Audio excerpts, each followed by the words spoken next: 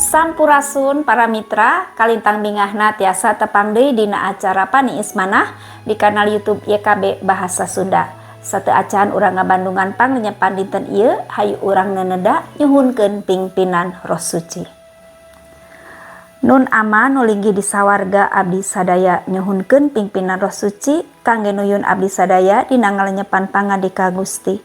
Berkahan abdi sadaya supados tiasa ngaregepkeun sareng nglarapkeunana dina kahirupan sadidinten. Paneda ieu disuhunkeun di lebet asmaning Gusti Yesus Kristus. Hatur nuhun Gusti. Amin. Para mitra, lenyepaneun urang dinten ieu dicutat tina buku renungan wasiat anu dijudulan Mesias nu nandangan sangsara. Dumasar cariyos padamelan Rasul-Rasul pasal 8 ayat 20 genep dugi ka ayat 40. Sareng nas nu janten puseur pangenyepan urang nyaeta ayatna nu ka-33 anu ungelna kieu.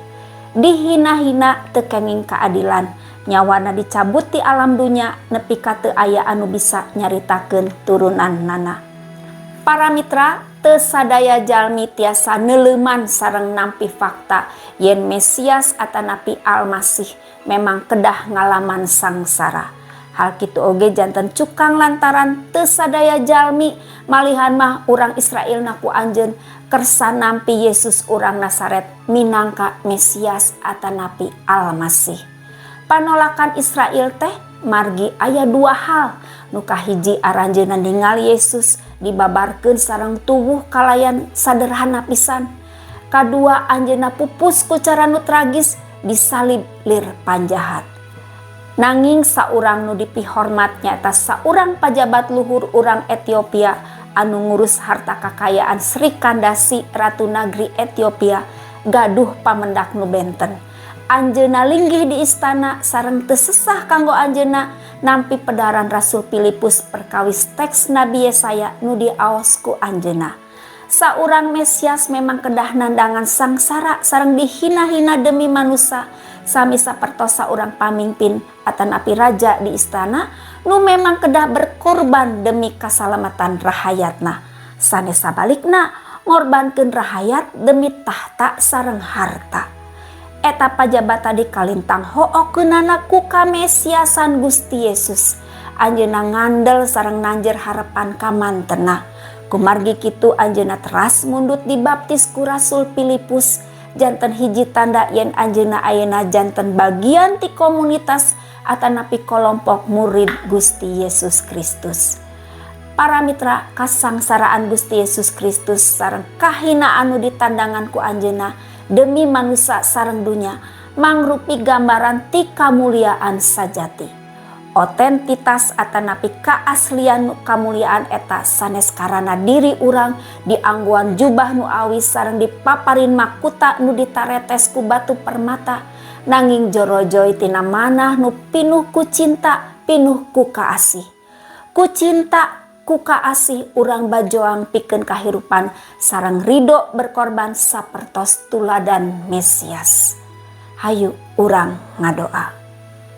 Hatur nuhun Gusti kangge panglenyepan danget ieu patali pedara nu ngungelkeun perkawis Mesias nu nandangan sangsara kanggo kasalamatan manusia sareng dunya.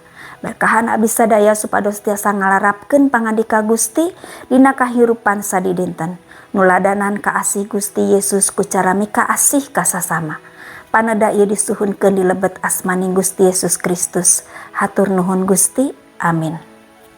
Para mitra, rupina sakitu anu kapihatur panglenyepan dinten ieu, pamugi tiasa janten berkah kangge urang sadayana. Ulah hilap, subscribe, like, sareng bagikeun kanu sanes.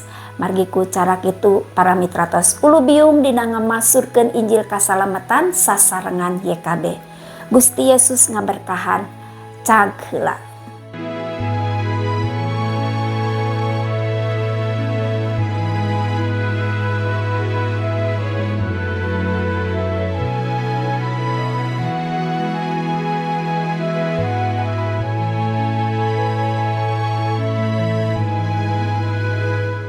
Sahabat, mari dukung pelayanan dan pekabaran Injil melalui YKB dengan membagikan link acara ini kepada sebanyak mungkin orang.